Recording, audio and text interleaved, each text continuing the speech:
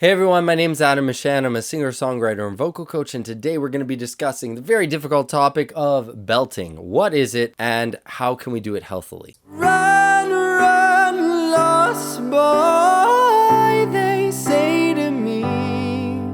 So the main thing that I find people struggle with is really nailing down a definition for belting. If you were to push somebody up against the wall and say, what is belting? Define it for me. They may have a difficult time defining it. So in that way, there's a ton of confusion surrounding the idea of belting, and that's what we want to clarify today. So let's define belting. Belting are straight tone notes in the higher range of a singer's voice that are sustained with a lot of air pressure. Because belting requires more air pressure, there's going to be more volume output from the singer. And this is why a lot of people get scared of the idea of belting. So let me give you an example of a belted note on an A4.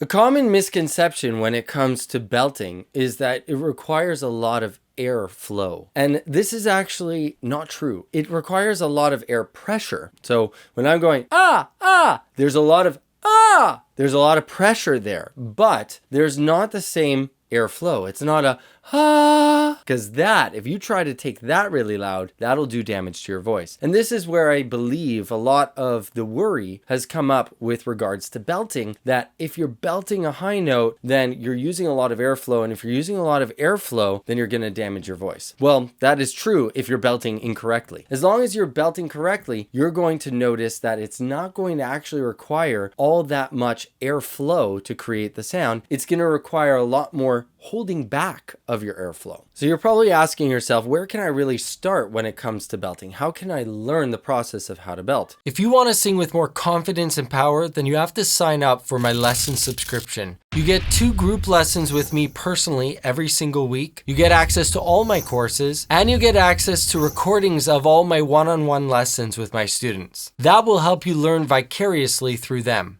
Click the link down below to sign up now. So first, what you can do is find a relatively high note. It doesn't have to be at the very upper end of your range, but a relatively high note, and try to belt it in a almost belted sound, but as quiet as you possibly can. What this is going to do is it's going to teach your body how to hold back the airflow. So we want to do it very, very non-airy as we do this. So that's going to hold back the airflow. And then as you get louder, it'll be much easier to control that belt and make sure that you're not using too much airflow as you're singing it. So if I were to go,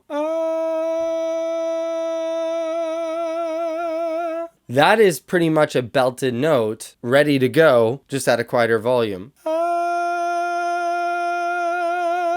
Try that a bunch of times before then taking that louder. Now, once you feel like you're comfortable with that quieter sound, that